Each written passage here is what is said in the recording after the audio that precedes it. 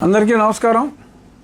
ఇప్పుడే సరిగ్గా 10 నిమిషాల క్రితం సుప్రీంకోర్టులో చాలా బలమైన వాదోపవాదాలు జరిగిన పిదప సుప్రీంకోర్టు ఫైనల్గా జడ శ్రావణ్ కుమార్ గారు వేసిన పిటిషన్ని కొట్టివేయటం జరిగింది.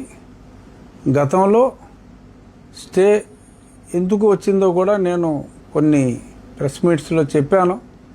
హైకోర్టులో జరిగిన విషయం అక్కడ తెలియచేయకుండా ex parte status quo order తీసుకోవడం జరిగింది. ఖచ్చితంగా విచారణకు వచ్చినప్పుడు విజయం శ్రీరామునిదే అని చెప్పి నేను స్పష్టంగా పేర్కొనటం జరిగింది.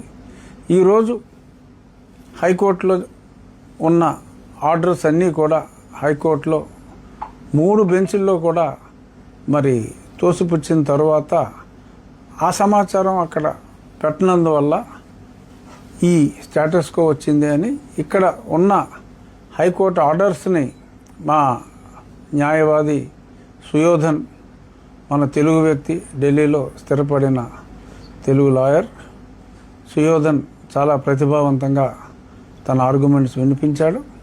రాష్ట్ర ప్రభుత్వం తరపున కూడా ప్రేరణా సింగ్ మన వాదనలో వినిపించడం జరిగింది. అన్ని అనుమతులు సక్రమంగా తీసుకున్న తరువాత అది ప్రభుత్వ స్థలము అని చెప్పి శ్రవణ్ కుమార్ గారి తరపు వాదించిన న్యాయవాదులు మాట్లాడితే 90 సంవత్సరాలుగా అది ప్రభుత్వ స్థలమే. ప్రభుత్వ స్థలంలో ఉన్న దేవాలయ స్థానంలో మళ్ళీ తిరిగి దేవాలయం కట్టుకుంటే దానికి అభ్యంతరం ఏమిటి అని చెప్పి సుప్రీంకోర్టు కూడా ప్రశ్నించి ఆ పిటిషన్ని కొట్టివేయటం జరిగింది. ఆల్రెడీ చెప్పాను నేను, గన్నవరం దగ్గర దేవాలయం వేగవంతంగా పూర్తవుతుందని.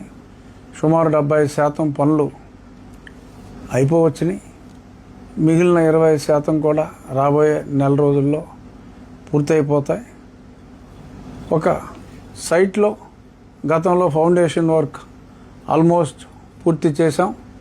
ఇంకొన్ని ఫౌండేషన్ వర్క్స్ రేపు ఉదయాన్నే మళ్ళీ తిరిగి పనులు సైట్లో పునఃప్రారంభించి 2 వారాల తర్వాత ఎరెక్షన్, అంటే ఏ రాయికి ఆ రాయి నమూనా ప్రకారం కృష్ణశిలతో గన్నవరంలో రెడీ అయిన స్టోన్స్ అన్నీ ఆ డిజైన్ ప్రకారం తీసుకొచ్చి అతి త్వరలో, ఇంకా మా ఎస్టిమేషన్ గతంలో చెప్పినట్టే ఎటువంటి ఆలస్యం జరగదు, నవంబర్ నెలకి పూర్తి చేస్తామని చెప్పాను.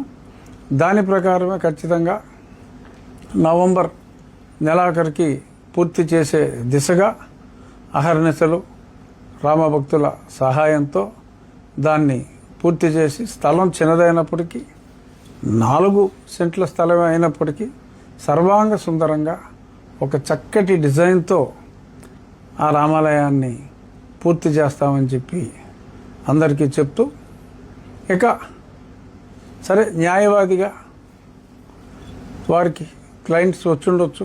జడ శ్రావణ్ కుమార్ గారికి అంతిమంగా సుప్రీంకోర్టు తీర్పు వచ్చింది. ఇక గొడవలకి స్వస్తి పలికి నా మొత్తం అందరికీ కూడా నేను చెప్పేది, అన్ని మతాల వారికి కూడా నేను చెప్పేది ఏంటంటే, మత సామరస్యంతో మనం ఉండాలి. మన మతాన్ని మనం ప్రేమించుకుందాం, అన్య మతాలని మనం గౌరవిద్దాం. ఇదే ఉద్దేశంతో మేమున్నాం, ఇదే ఉద్దేశంతో అందరూ కూడా ఉండాలని.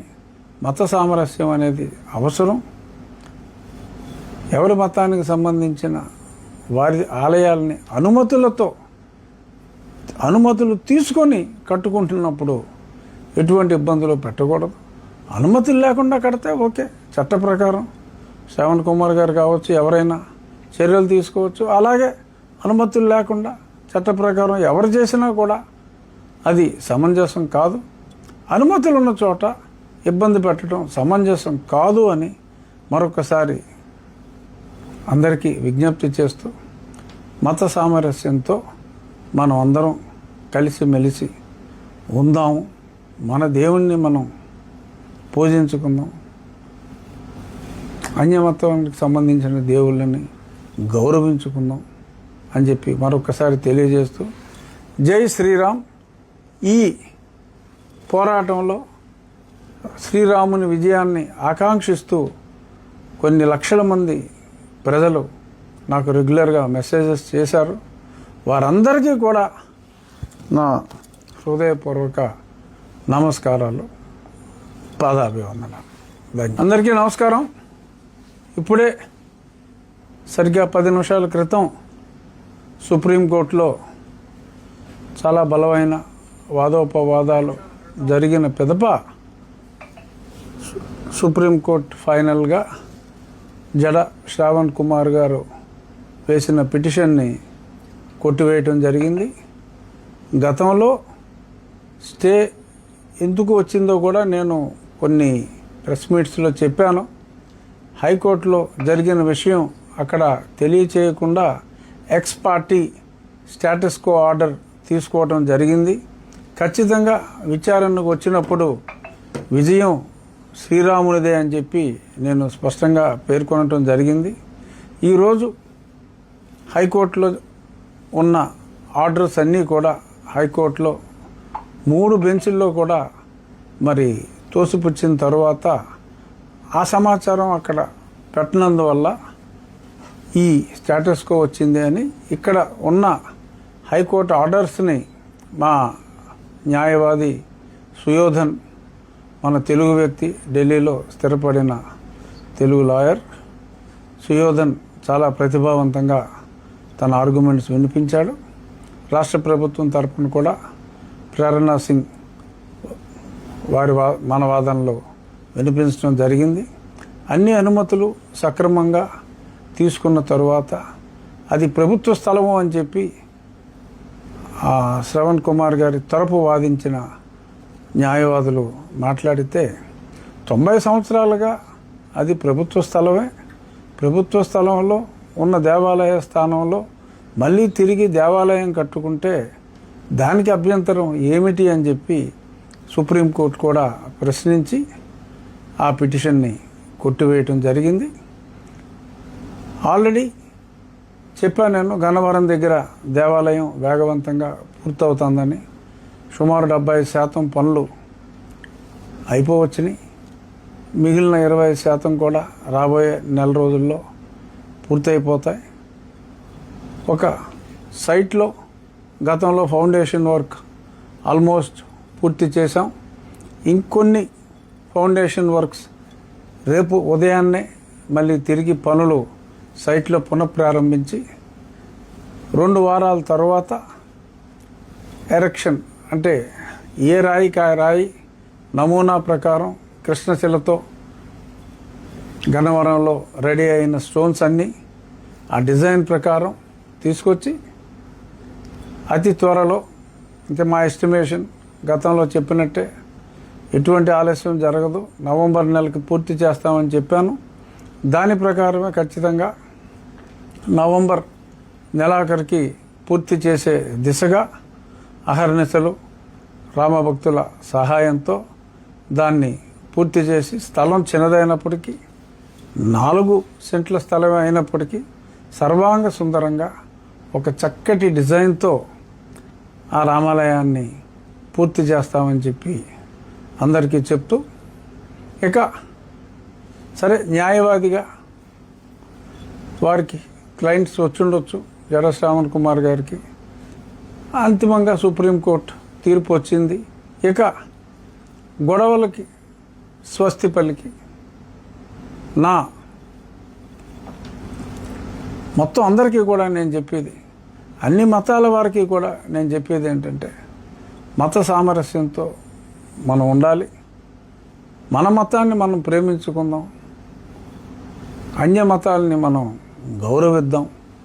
ఇదే ఉద్దేశంతో మేమున్నాం, ఇదే ఉద్దేశంతో అందరూ కూడా ఉండాలని.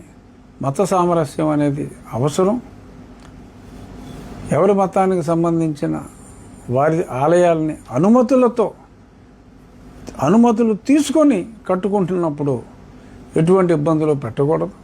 అనుమతులు లేకుండా కడితే ఓకే, చట్ట ప్రకారం శ్రవణ్ కుమార్ గారు కావచ్చు, ఎవరైనా చర్యలు తీసుకోవచ్చు. అలాగే అనుమతులు లేకుండా చట్ట ప్రకారం ఎవరు చేసినా కూడా అది సమంజసం కాదు.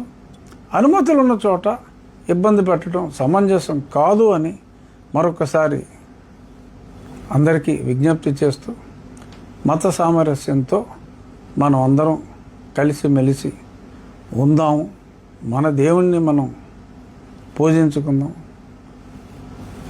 అన్యమతానికి సంబంధించిన దేవుళ్ళని గౌరవించుకుందాం అని చెప్పి మరొకసారి తెలియజేస్తూ జై శ్రీరామ్. ఈ పోరాటంలో శ్రీరాముని విజయాన్ని ఆకాంక్షిస్తూ కొన్ని లక్షల మంది ప్రజలు నాకు రెగ్యులర్గా మెసేజెస్ చేశారు.